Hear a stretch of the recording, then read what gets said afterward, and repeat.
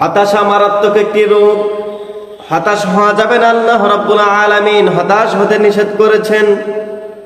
আপনি যত বড় অপরাধী হন না কেন, আপনি জীবনে যা কিছু হারান না কেন, আপনি জীবনে যদি বারবার ব্যর্থ হন, তারপরে আল্লাহ রাব্বুল আলামিন নিষেধ করেছেন।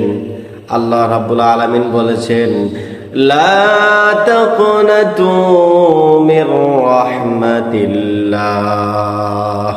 আল্লাহ বলছেন, তোমরা আমার রহমত থেকে নিরাশ হয় না। এই জন্য আপনি যদি বারবার ব্যর্থ হন, তারপর আপনি নিরাশ হতে পারবেন না, কেন আল্লাহ নিষেধ করেছেন। হতাশা কেন মানুষকে গ্রাস করে?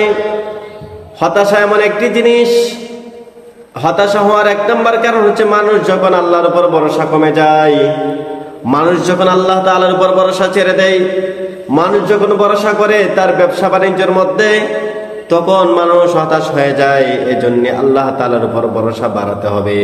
আল্লাহ তাআলার উপর যদি আপনার ভরসা কমে যায়, তখন আপনাকে হতাশা কাজ করবে, আপনার ভিতরে শুধু হতাশা হতাশা কাজ করবে।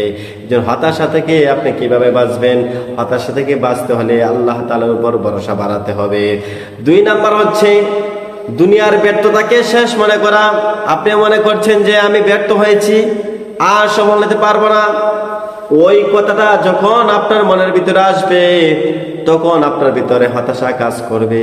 না না, আপনি একবার ব্যর্থ হয়েছেন, আবার চেষ্টা করেন, আবার চেষ্টা করেন। এভাবে বারবার যখন চেষ্টা করবেন, তখন আপনি সফল হবেন। 3 নাম্বার বিষয় হচ্ছে অতীত নিয়ে আমরা চিন্তা করি। অতীতে ব্যবসা বাণিজ্যের মধ্যে ধরা খেয়েছি, অতীতে ব্যবসা বাণিজ্যের মধ্যে লস হয়েছে, সেই বিষয়গুলো নিয়ে যদি আমরা সারাদিন চিন্তা করি, চিন্তা করলে আপনার হতাশা থেকে আপনি বাঁচতে পারবেন না। সবসময় আপনার ভিতরে হতাশা কাজ করবে।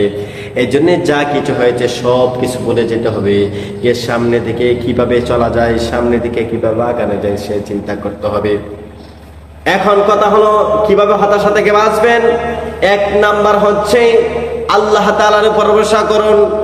আল্লাহ তাআলার উপর ভরসা করুন। আল্লাহ তাআলার উপর যদি ভরসা করুন, আল্লাহ তাআলা আপনার জন্য যথেষ্ট।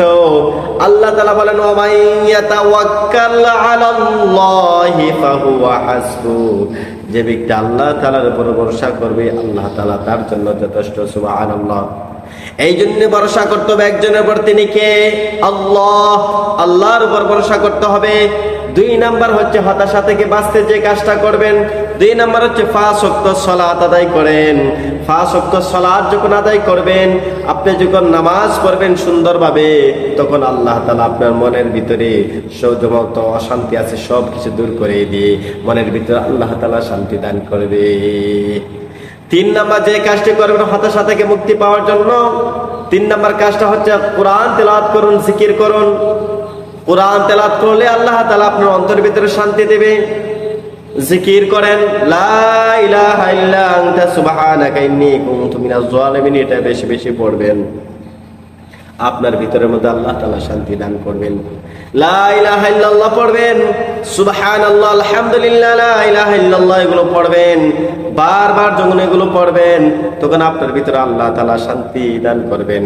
4 নাম্বার বিষয় হচ্ছে নেতিবাচক চিন্তা কমান। কখনো আপনার নেতিবাচক চিন্তা করবেন না, নেতিবাচক চিন্তা কমাতে হবে। আপনার ভিতরে নেতিবাচক চিন্তা দূর করতে হবে। যদি না করেন, কখনো আপনি শান্তি পাবেন না, অন্তরের মধ্যে শান্তি পাবেন না। এই জন্য নেতিবাচক চিন্তা কমাতে হবে।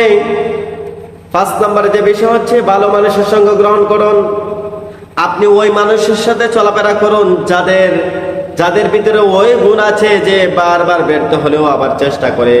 ওই মানুষের সাথে আপনি চলাফেরা করুন।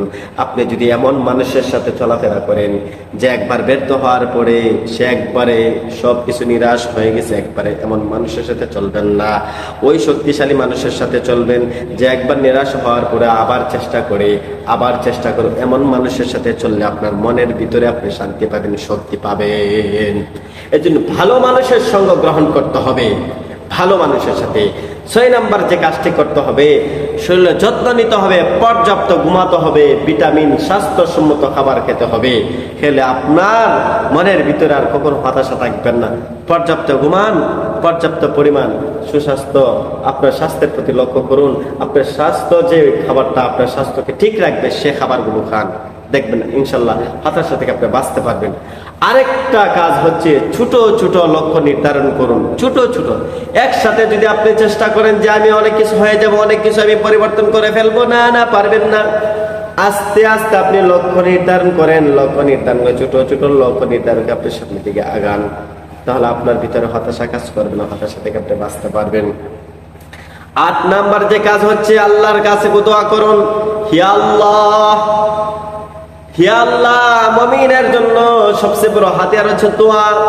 আল্লাহ তাআলার কাছে দোয়া করুন, হে আল্লাহ, জীবনে অনেক কিছু হারিয়েছি আল্লাহ, হে আল্লাহ, যা কিছু হারিয়েছি আল্লাহ তার চেয়ে বেশি আপনি দান করেন। আল্লাহ তাআলার কাছে কোনো কিছুর অভাব আছে? আপনি সন্তান হারিয়েছেন, ব্যবসা বাণিজ্যের মধ্যে লস খেয়েছেন, আরো অনেক কিছু হারিয়েছেন, ওইগুলোর জন্য যদি আল্লাহ তাআলার কাছে আপনি যদি চান, আল্লাহ তাআলা দেবে কিনা? দিবে, অবশ্যই দিবে। আল্লাহ তাআলা বলেন, আমি আমার কাছে যদি চাও, আল্লাহ তাআলার কাছে যদি চাওয়া হয়, বান্দা যদি চায়, আল্লাহ তাআলা দান করেন। সুবহানাল্লাহ। আল্লাহ তাআলার কাছে চাইতে হবে। এই জন্য হতাশা মারাত্মক একটি রোগ। হতাশা মানুষের মনোবলকে ভেঙে দেয়, হতাশা মানুষের মনকে ভেঙে দেয়। আপনার জীবনে অনেক কিছু যদি হারিয়ে থাকেন, তাহলে আপনার মনটাকে ভাঙা যাবে না, নিরাশ হওয়া যাবে না। আল্লাহ তাআলার উপর ভরসা করতে হবে যে রব্বুল আলামিন আমাকে আবার দিবেন।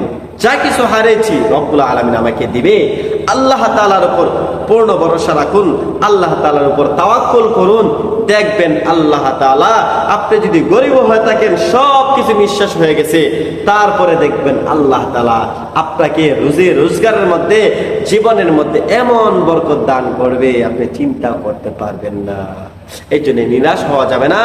লা তাকনাতু মির রাহমাতিল্লাহ, তোমরা আল্লাহর রহমত থেকে নিরাশ হয় না। অন্য আয়াতের মধ্যে আল্লাহ পাক বলেন, ওমাই ইয়াতাওয়াক্কাল আলাল্লাহ ফাহুয়া হাসবু, যে ব্যক্তি আল্লাহ তাআলার উপর ভরসা করে, আল্লাহ তাআলা তার জন্য যথেষ্ট হয়ে যায়। সুবহানাল্লাহ। যে ব্যক্তি আল্লাহ তাআলার উপর যত বেশি ভরসা করবে, আল্লাহ তাআলা তাকে তত বেশি সাহায্য সহযোগিতা করবে। আল্লাহ তাআলার উপর পূর্ণ ইয়াকিন, বিশ্বাস রাখতে হবে। হতাশা নামক যে রোগটা আমরা জেরে ফেলে দিতে হবে। হতাশ হওয়া যাবে না, মন ঘাবড়ানো যাবে না, মনকে ছোট করা যাবে না, মনের ভিতরে সবসময় সাহস রাখতে হবে।